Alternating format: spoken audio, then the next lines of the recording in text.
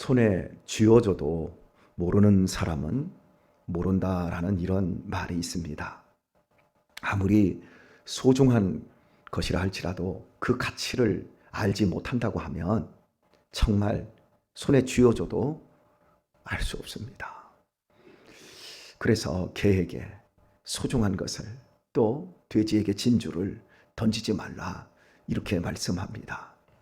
이 세상에서 최고로 가치 있는 것들은 그냥 쉽게 보여지는 것이 아닙니다. 보여지고 있지만 내가 그것을 깨달아야만이 내 것으로 누릴 수 있고 가질 수가 있습니다. 예를 들면 감사는 눈으로 탁탁 보는 것으로 감사가 나오지 않습니다. 그냥 눈으로 보고 쉽게 되어지는 것은 원망이고 불평입니다. 원망과 불평은 배울 필요가 없습니다. 그냥 내 속에서 아주 자연스럽게 육감적으로 나오기 때문에 그렇습니다. 그러나 감사는 배워야 합니다. 주의 깊게 봐야만이 감사할 수 있어요. 하지만 감사를 깨닫고 보면 주의 깊게 볼 필요도 없이 그냥 내 삶의 그 주변에 다 감싸고 있는 것이 다 감사거리라고 하는 것, 이걸 알게 되어져요. 그래서 다른 표현으로 소중한 것은 잃어버릴 때 진짜 가치 있는 것을 붙잡을 수 있다, 이렇게 이야기할 수 있을 것 같아요. 여러분, 우리가 죽을 때까지 건강하면 내세에 대한 소망을 갖겠습니까? 안 갖지요. 아프고 병들고 늙고 정말 한심하고 괴로우니까 천국에 대한 소망을 갖게 되어지는 거예요. 세상에서 돈도 잘 벌고 회사에서 너무너무 잘 나가는 사람들에게 가정의 소중함이 느껴지겠습니까? 그저 소비의 욕구만 커져서 더 많이 갖고 더 많이 누리는 것, 경제적으로 더 많이 부유해지는 것, 거기에만 신경 쓰다가 가족도 잃어버리고 시간도 잃어버리잖아요. 그러다가 쫄따닥 망해가지고 돈 하나도 없게 되었을 때 집으로 딱 돌아보니까 사랑하는 가족이 그래도 가장 소중한 거구나, 이런 걸 깨닫고 명예퇴직하고 집에 왔더니 접시물에 코박아 죽고 싶은 마음으로 집에 왔더니 아이들이 옹알옹알하고 막 놀면서 아빠가 집에 있으니까 너무너무 좋아요. 그러면서 아이들이 자라나는 시간에 내가 조금이라도 놀 수 있고 시간을 보탤 수 있다라고 하는 게, 그게 진짜 가치 있는 거라는 걸 알게 되어지지 않습니까? 우리 인생에서 젊은 날에는 젊음의 가치를 아는 사람이 얼마나 있어요. 대부분 젊음의 가치를 몰라요. 그러다가 젊음이 사그러지고 나서야 젊음이 기가 막히게 좋은 것이었다는 걸 알게 되어집니다. 이스라엘 백성들의 역사와 하나님이 교회를 세우시겠다라고 하는 비전이 함께 있는 이사야 66장을 우리가 살펴보고 있습니다. 이스라엘 백성들이 바로 그랬어요. 그들은 세계에서 유일하게 하나님으로부터 택한 하나님의 백성이었습니다. 그들에게는 성전이 있고 율법이 있었어요. 하나님으로부터 무한정한 은혜를 받을 수 있었어요. 그런데 그들이 하나님의 말씀과 하나님의 사랑을 종교화시켜버렸어요. 종교라고 하는 이 인간적인 시스템을 우리는 버릴 수 없습니다. 오늘 이 새벽에 나와서 우리 이 자리에 있고, 우리가 지금 예배라고 하는 종교 형태로 여러분과 제가 이 자리에 있지만, 실은 이 종교적인 형태보다 더 큰 건 하나님의 사랑입니다. 하나님의 생명입니다. 하나님의 능력입니다. 하나님의 권능입니다. 이런 것들이 우리 안에 있어야 돼요. 종교라고 하는 폼 안에 있지만 종교를 뛰어넘는 하늘의 것, 신령한 것, 영원한 것들로 우리 자신들이 변화되어지고 채워지는 기쁨과 즐거움이 자리하고 있어야 합니다. 그런데 이건 없고 종교만 있는 거예요. 성전이라고 하는 제사 제도만 있어요. 마음은 하나님으로부터 전혀 즐거운 마음이 없어요. 그리고 겉은 종교생활을 오래 하다 보니까 여러 가지 직분으로도 근사하게 주어지고 여러 가지 스톨도 목에다 두르고 가운도 입고, 그래서 굉장히 거창해졌는데 마음은 하나님으로부터 천리 말리 떨어져 있어요. 진짜 소중한 가치를 잃어버리고 있었어요. 결국 하나님은 성전을 다 무너뜨려버리고 이스라엘 백성들에게 나라를 잃게 만들어버리고, 살아있는 사람들은 포로로 바벨론으로 끌고 가지 않습니까? 거기에서 성전을 잃어버리고 나라를 잃어버리고 모든 것 빼앗겼을 때 그 바벨론 강가에서 에스겔과 함께 이스라엘 백성들이 진짜 백이 신앙을 찾는 거예요. 하나님을 진짜 사랑하고 우리는 다 무너지고 다 잃어버린 그 순간에 하나님만을 사랑합니다, 하나님만이 전부이십니다 라고 고백했던 사람들 중에 하나가 누구였습니까? 사드락과 메삭과 아벳느고와 사자굴에 집어넣어도 그 예루살렘 쪽으로 문을 열고 동쪽으로 난 그 문을 열고 기도했던 누구지요? 다니엘 같은 사람들이 생기는 거예요. 그러니까 우리 인생에서 아무것도, 제가 우리 아들들한테 인생에 있어서 아무것도 버릴 것이 없다. 고난 가운데서 오히려 더 많은 것들을 누리게 되어진다. 그래서 니네들이 이 다음에 해병대 가라. 그냥 피해가려고만 하지 말고 어렵게 정면으로 맞서서 한번 인생을 한번 도전 한번 해봐라. 제가 그런 얘기를 해요. 저도 인생을 살아와 봤더니요, 인생에 있어서 제 자신이 성장하고 깊어질 때는 처절한 괴로움, 다 버려버리고 싶은 인생의 아픔의 날들이 그때 저를 크게 만들었어요. 저는 이 교회 개척하기 전에 환난을 당하였고, 교회 개척하는 가운데서 정말 가난, 아픔, 외로움, 배신 이런 것들을 당하지 않았다면 저는 뭐라고 할까요? 수박 껍데기를 은혜로 생각하고 알맹이로 생각하고 그 편안하고 잘 되고 이런 것들로만 채워가는 얄팍한 인생이었을 것 같아요. 저는 이렇게 사람들과의 관계 속에서 정말 너무 가볍게 행동하는 그 존재의 가벼움에 막 치를 떱니다. 어떻게 사람들이 저러지? 어떻게 저것밖에 행동을 못하지? 여러분, 우리의 삶에 있어서 우리의 존재의 이 무거움이라고 하는 건 상상할 수도 없는 거예요. 내가 있음으로 말미암아 내 존재의 모든 것들을 감격할 수 있는 것이지, 내 존재 살아 숨쉬고 지금 느끼고 있고 하나님을 알고 있는 이 모든 것 그 자체 속에서 우리의 신앙의 힘이 나오고 우리의 즐거움이 나와야지, 상황적인 것으로 일희일비하는 이런 것들로 막 인간관계 끊어내고 좀 좋아질 때는 와 파샤파샤하고 이러는 그 삶을 우리가 참 들여다보면 얼마나 우리가 가벼운지요.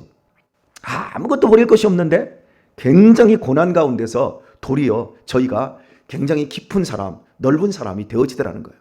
이스라엘 백성들이 드디어 바벨론으로 끌려갔을 때에 진짜 하나님을 열망하게 되었고, 새로운 성전의 모형을 하나님이 이스라엘 백성들에게 주시는데 그것이 바로 교회였다라고 하는 거예요. 그래서 예수님께서 오셔서 당신의 몸으로 단번에 우리 모든 인류의 죄를 씻어내셔버리고, 믿는 자마다 누구나 이스라엘이 아니더라도 참된 이스라엘로 들어갈 수 있도록 다 구원해 주시는 은혜를 베풀어 주셨습니다. 그래서 저와 같은 이방인들이 이렇게 오늘 하나님 앞에서 예배하며 하나님을 주의 깊게 바라보면서 감사거리를 찾아가고 우리 자신을 더 새로운 사람, 은혜의 사람으로 만들어가고 있지 않습니까? 이 복을 누리고 있어요. 구약의 성전은 완전하지 않았어요. 마치 모델하우스 같았어요. 아파트를 짓기 위해서 모델하우스를 이제 보여줍니다. 그리고 모델하우스에 가서 아파트 이 방은 어떻고 거실은 어떻고 구조는 어떻고 이런 것들을 다 그 모형으로 다 보지요. 그게 진짜 배기가 아니에요. 진짜 배기는 이 건설을 통해서 결국 나중에 만들어질 진짜 아파트가 있는 거예요.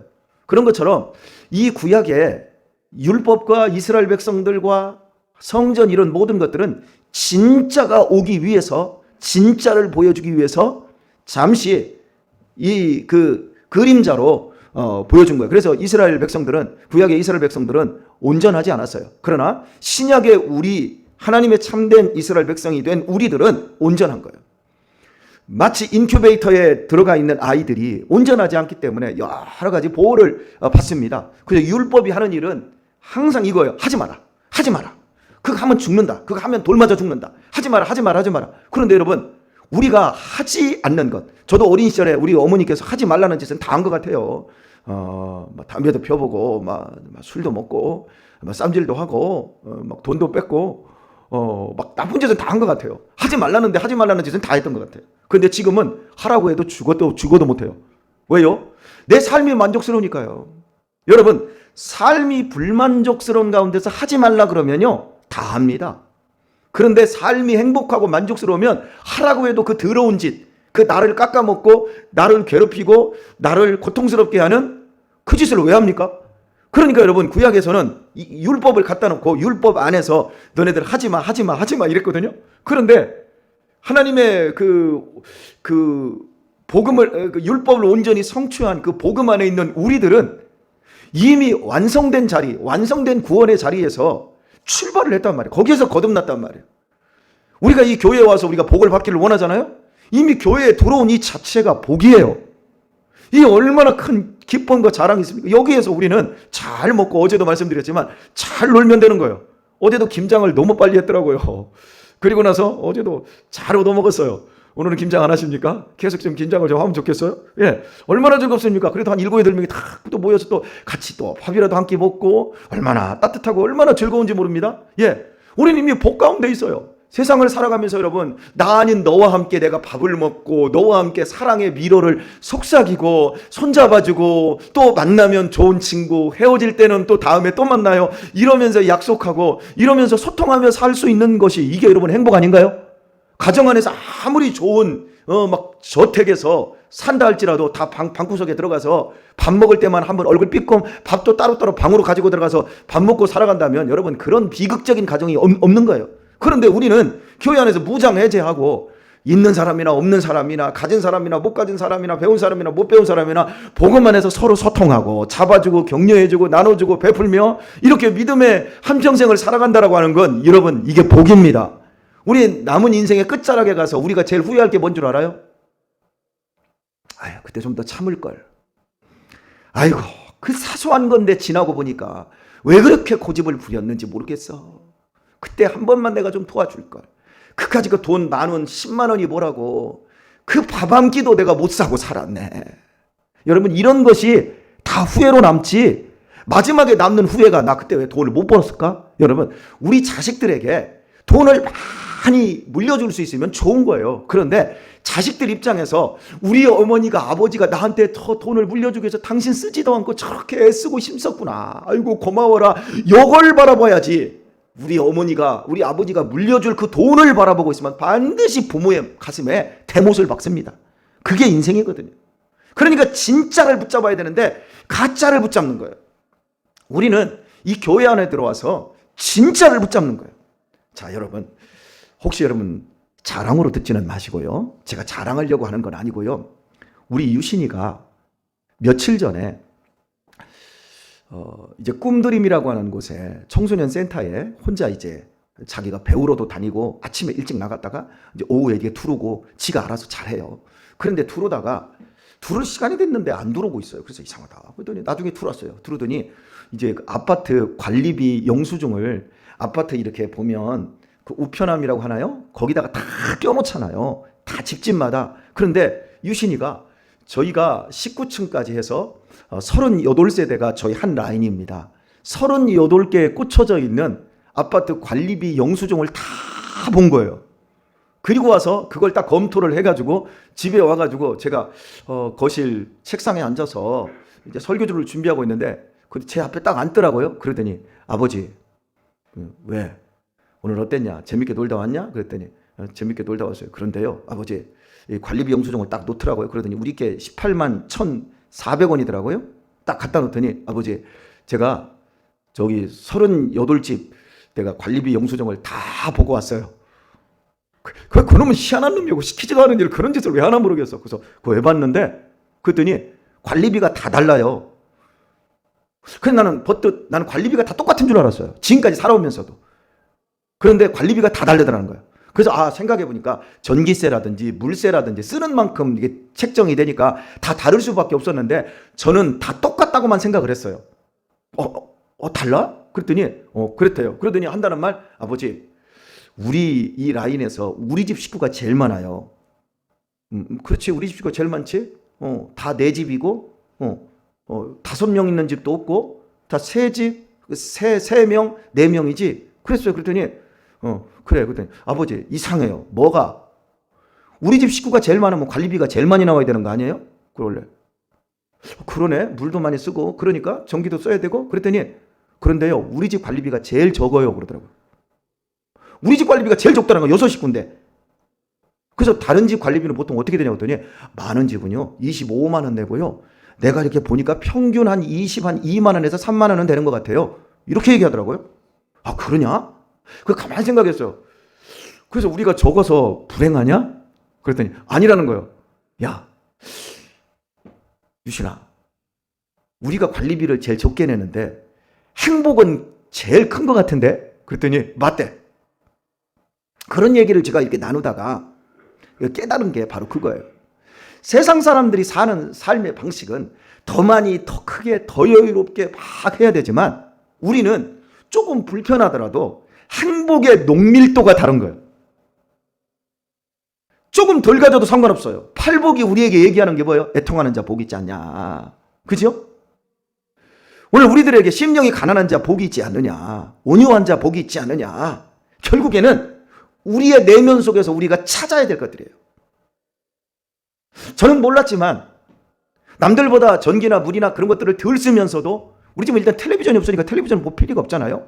항상 책 읽고, 제가 우리 애들한테 책 읽어주고, 야 성경 읽자. 그럼 우리 애들은 이제 성경을 딱 가져다 놓고 한 줄씩 네 놈이 이렇게 앉아가지고, 죄송합니다, 저까지 네 놈이네요. 넷이 앉아가지고 성경 읽자 하면 한 절씩 읽고 막 돌아가면서 막 윤독을 해요. 그걸 애들이 그렇게 즐거워해요. 아버지랑 책 읽는 거, 성경 읽고. 그래서 제가 이제 읽어주다가 이제 야 네가 좀 읽어. 그러면 책을 갖다 놓고 막 지들이 막 또 읽어요. 이만큼씩 읽고. 그럼 저는 소파에서 딱 누워서 딱 애들이 하는 거 읽고 들어주고. 여러분, 아무것도 아닌 그 삶이지만 그 삶이 얼마나 행복하고 얼마나 감사한지. 오늘 본문을 제가 이제 적용을 좀 하겠습니다. 제가 한 그 모든 지금 이 설교, 지금 서두가 오늘은 설교 전체와 같은 것인데 12절을 보면 여호와께서 이같이 말씀하시되 보라 내가 그에게 평강을 강같이 그에게 열방의 영광을 넘치는 시내같이 주리니 말씀합니다. 예, 열방의 영광을 넘치는 시내같이 준다 할 때 이 열방의 영광은 세상에 있는 영광 중에 가장 큰 영광을 이야기하고 있는 거예요. 그 영광은 복음 안에만 있어요. 그 영광은 사람을 변화시키는 거예요. 사람을 변질시키는 것이 아니라 사람의 삶을 하나님께서 원하시는 질서 속에 집어넣고 어떤 상황 속에서도 행복과 감사와 즐거움의 삶을 살 수 있도록 만들어주시는 거예요. 그 영광이 우리 안에만 있어요. 세상에 없어요. 여러분, 세상에 영광이 참 큽니다. 세상의 교육, 세상의 문화, 세상의 과학 대단합니다. 찬란합니다. 그러나 그건 겉으로만 그런 거예요. 진짜 배경은 교회 안에 있어요. 우리가 교회를 통해서 죄사함을 받고 우리의 내면에서부터 기쁨이 올라와요. 여러분, 즐거운 것을 활동을 함으로 저 밖에서 끄집어다가 내 안에 가져오는 것이 진짜 힘이 있겠습니까? 내 안에서부터 나오는 것이 힘이 있겠습니까? 즐거움이 내 안에서부터 나오는 게 힘이 있어요. 저는요, 가끔씩 새벽에 일어났을 때 제 마음에 기쁨이 안 나올 때가 있어요. 막 우울하고 힘들 때가 있어요. 그러면 저는 그 자리에서 이름을 부릅니다. 아버지, 아버지, 왜 내 내면이 이렇게 오늘은 우울합니까? 아버지, 기쁨을 채워주세요. 기쁨으로 충만케 해주세요. 저는 구합니다. 밖에 나가서 무슨 누구를 만나서 뭔가를 해서 기쁜 것을 내 안으로 즐거운 걸 끌어들이는 것, 그 허약한 것이 아니라 이미 내 안에 계시고 나를 주장하시는 그 하나님, 그 성령 하나님의 임재 속에서 나에게 분명히 내 배에서부터 생수의 강이 흘러 넘치리라 하신 것처럼, 주여, 나 오늘 왜 이렇게 꿀꿀한지 모르겠어요. 주님, 내 배에 있는 생명의 생수를 끌어올려 주세요. 그리고 나로 하여금 기쁘게 해주세요. 그래야 내가 오늘도 설교하고 오늘도 오늘의 삶을 꿀져 나갈 수 있습니다. 아버지, 도와주세요. 여러분, 외부에서 밖에서 찾지 마세요. 이미 우리 안에 계신 성령 하나님, 이미 우리 안에 충족히 채워주시고 계신 하나님의 말씀의 능력 안에서 여러분 감사거리를 찾으시고 기쁨을 찾으셔야 합니다. 열방의 영광이 밖에 있는 것이 아니라 십자가로 말미암아 이미 우리 안에 들어와 있어요. 우리 가운데 이미 열방의 모든 영광과 비교도 되지 않는 참된 영광이 여기에 와 있어요. 오늘도 기도의 응답이 우리에게 주어질 줄 믿습니다. 영광입니다. 오늘도 우리가 어제보다 더 좋은 믿음의 사람으로, 더 아름답게 속 깊은 사람으로 영광해질 줄 믿습니다. 그렇습니다. 오늘 그렇습니다. 말씀 맺겠습니다. 저는 제 딸을 쳐다보기에도 아까워요. 제가 이렇게 여러분에게 말씀드리니까 내 새끼 쳐다보기에도 아깝지요. 이게 당연하다고 느끼시죠? 그런데 제 딸이 아버지에 대해서 말을 할 때 얼마나 공손하게 말을 하는지 몰라요.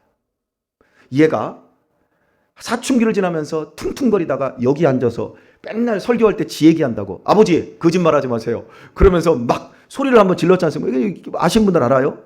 그렇게 반응했던 애예요. 그런데 그 아이가 믿음 안에서 은혜를 받아가며 아버지를 이해하고 아버지에게서 배우고 아버지와 소통을 하는데, 지금은 어느 정도 소통을 하냐면 마치 부부처럼 저한테 소통을 해요. 아버지를 그렇게 기뻐하고 그러니까 내가 이렇게 보면 미안해요. 아버지가 네가 생각하는 것보다 더 부족한 사람이고 못난데 어떻게 이렇게 아버지를 존경하고 아버지를 이렇게 사랑해주니 위해주니? 그러니까 보기에도 아까운 거 있잖아요. 이 표정. 여러분, 열방의 영광이 우리 가정 안으로 들어오면 하나님의 그 영광의 그 깊이와 넓이를 우리는 알게 되어집니다. 저는 이제 알겠어요. 우리 아내가 맨날 얘기만 하면 이명교 장로님 아버지 얘기를 그렇게 해요. 우리 아버지가 나한테 이렇게 해줬다. 우리 아버지. 엄마 얘기는 좀밖에 안 하시더라고. 어쨌든가. 예. 그래서 나도 우리 하영이가 이 다음에 출가를 하면 내 얘기를 자식들한테 그렇게 하겠구나. 야, 고맙다. 그러니까 우리 하영이를 보면 막 너무 좋아요. 여러분, 우리 남은 시간 이렇게 부모 자식 간에 부부 간에 진짜 백의 영광을 우리 찾아가도록 하십시다. 지금 너무 멀게 느껴질 수 있어도 반드시 우리가 기도하고 믿음 안에서 삶이 이렇게 풍성하게 열매 맺어질 것을 믿고 감사하며 우리 더 즐거워하며 우리 남은 인생의 때를 복된 믿음의 삶을 성취할 수 있기를 예수님의 이름으로 축원드립니다.